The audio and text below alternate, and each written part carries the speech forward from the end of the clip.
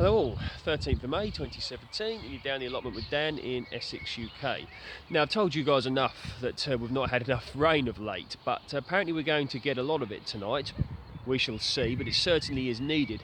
But despite the fact that we've not had much rain, the allotments are coming along rather well. So let's kick off with these cabbages.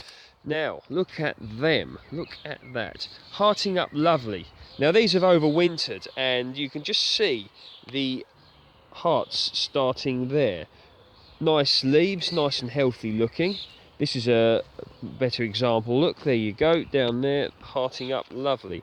Expecting these to be really nice. I do love cabbage, and I believe that growing winter vegetables is one of the best things you can do, because it's obviously far harder to find food in the winter, because not so much is growing in general. Purple sprouting broccoli, still a little bit left on there. Not much, but you can get the odd meal from it.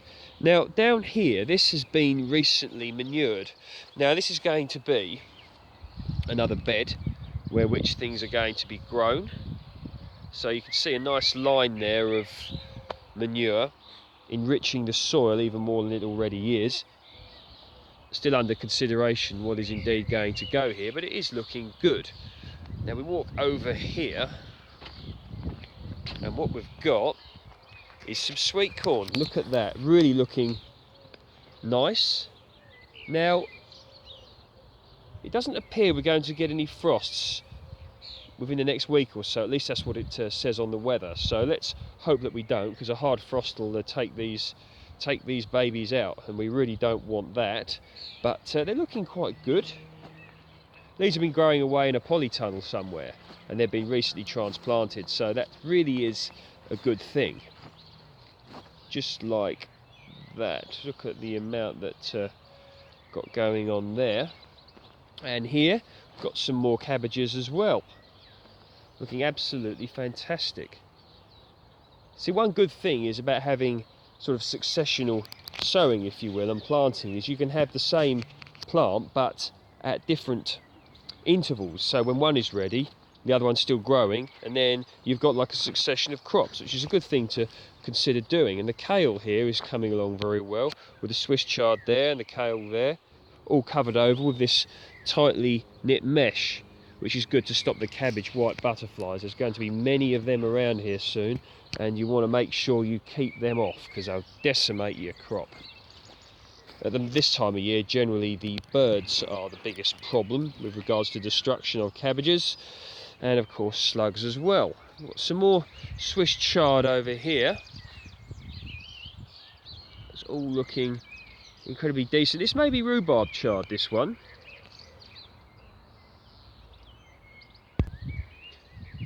And over here at the new allotment, things are coming on. Got a few onions here.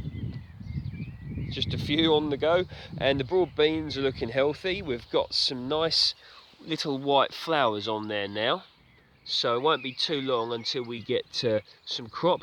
And we've got something absolutely wonderful. That's sarcasm, by the way, for people that don't understand. That is Blackfly, which, you know, we don't really want, so we're going to have to look into things like that. A bit more Blackfly there as well. There we go. The raspberries are looking great. Don't know what varieties these are. When the allotment was inherited, these are already here. But either way, they look quite. They've got quite nice little crops all hopefully on their way. So kept these in, of course, because I didn't see the point of being unnecessarily destructive. I do love raspberries.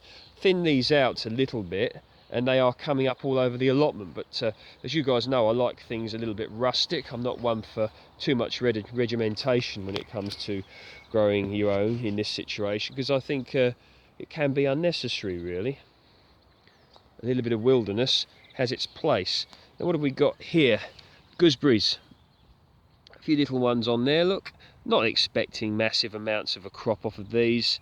I only put these in last autumn, I believe. Probably had a video where I put them in, or the time I put them in. A little bit of growth there, look, from this here to where my thumb is. So not too bad there. Got another one here. So these two on the left, these are Hinnonmaki Greens. Good varieties, had loads of success with these before. And I believe these two, Hinnonmaki Red. And in fact, this isn't carrying a bad sized crop, is it? There, look. Let's go in a bit closer. Yeah, that's okay.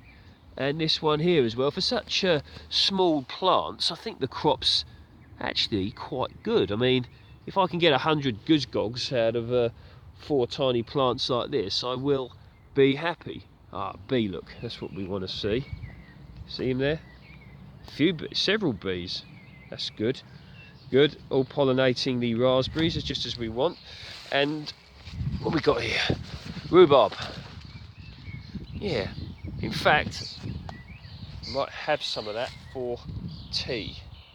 Not for tea, but after tea.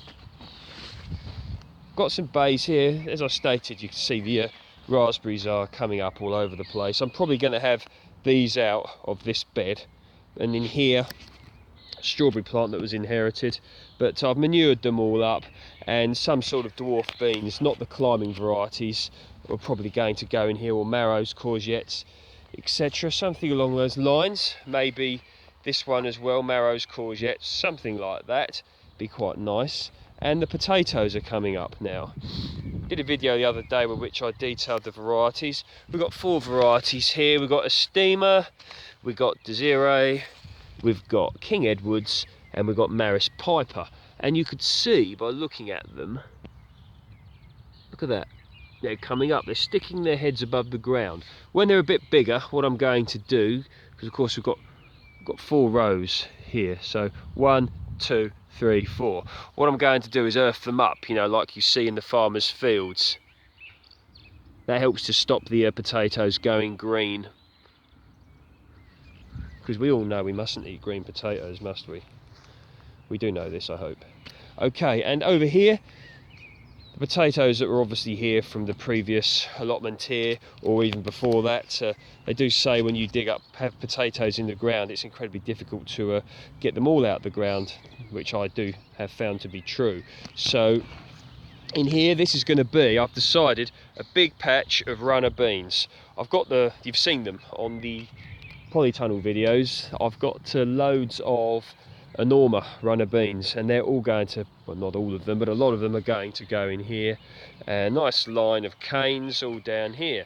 But I'm quite happy, to be honest, with how this allotment is panning out, really, because I'm starting to see the results of the work here.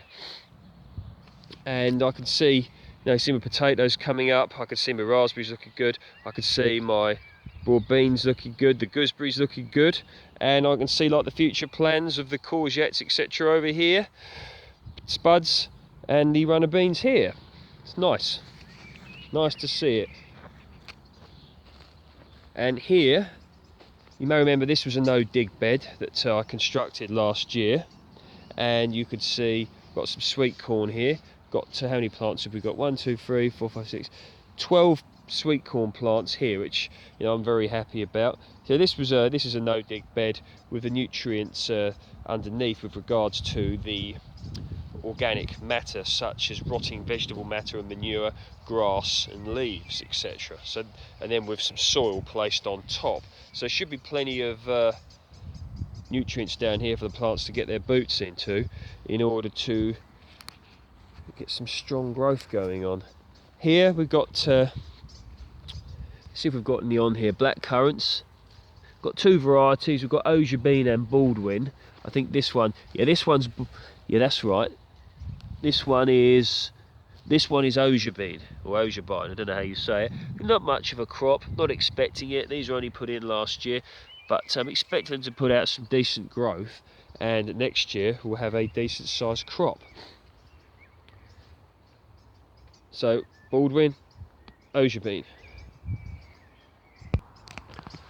Always find this time of year with regards to growing your own food as a sort of exciting time, because you can see the things that you've put in the pots, maybe inside the house or in the polytunnel or greenhouse or whatever. You can see them coming up. You're starting to plan where to put them out. You can see the plants that you've overwintered, maybe if you've had your cabbages or your broad beans in over winter. You can see them, you know, gaining strength, gaining ground and coming on. So thinking positive about the allotment at the moment, and I hope everybody out there is the same. Let's continue our efforts and get ready for some decent crops, such as sweetcorn. All the best, speak soon.